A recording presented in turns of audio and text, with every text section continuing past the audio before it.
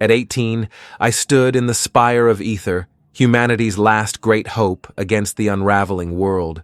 Around me, the others buzzed with excitement, their robes crisp, their faces polished with confidence.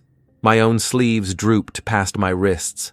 I shifted from foot to foot, heart thudding hard enough to make my vision pulse.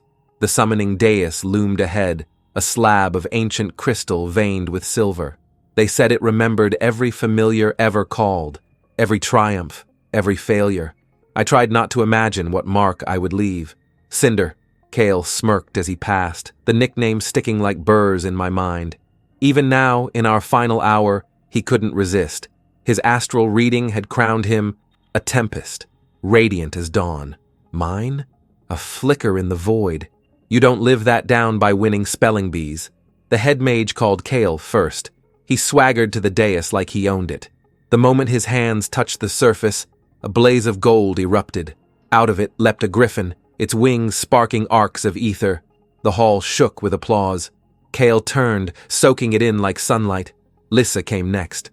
She was always steady, always certain. When she laid her palms down, a silver worm slithered forth, scales catching the light like mirrors. More cheers, more awe. My name was called. I barely heard it over the roaring in my ears. My mentor, old Master Halvin, squeezed my shoulder as I staggered forward. "Remember," he rasped, "void-touched blood runs deeper than they know." I nodded like I believed him. The dais was cold under my palms, colder than stone should be. I closed my eyes, reaching for the fragile ember inside me. For a moment, there was nothing. Then, a pulse, sharp, alien, like something waking up.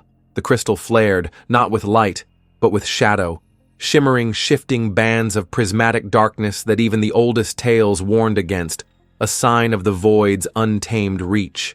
Gasps rang out. The ground shivered beneath my boots. I tried to pull back, but my hand wouldn't move, fused to the dais by invisible threads. Gasps rang out. The ground shivered beneath my boots. I tried to pull back, but my hand wouldn't move, fused to the dais by invisible threads. "What's happening?" Lisa whispered. Kyle backed away, face drained of color. The colors fractured. From the churning void, a figure emerged. Humanoid, but wrong. Its edges bled into the air, like ink dropped in water. Two eyes opened, cold and distant as dying stars. "Contain it!" someone shouted. Spells flared, barriers, chains, but they unraveled before touching the creature. Senior mages stumbled back, faces pale, their spells dissolving uselessly against a force untouched by their ancient wards. A force they had only studied in theory, never expecting to confront. I wanted to run. I wanted to scream. But some stubborn part of me, the same part that had limped through every exam, every taunt, held me there.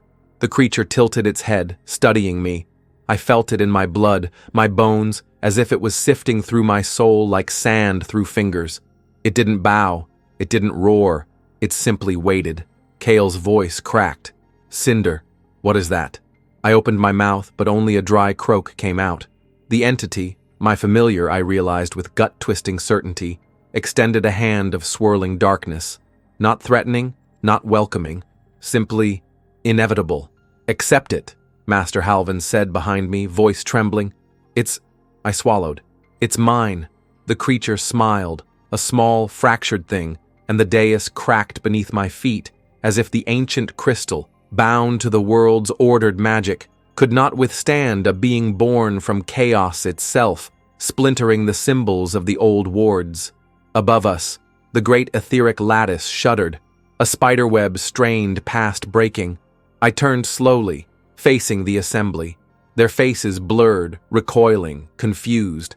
I thought I'd feel triumphant, vindicated. Instead, I felt small, a flicker standing before a storm no one understood. Master Halvin's hand tightened on my shoulder.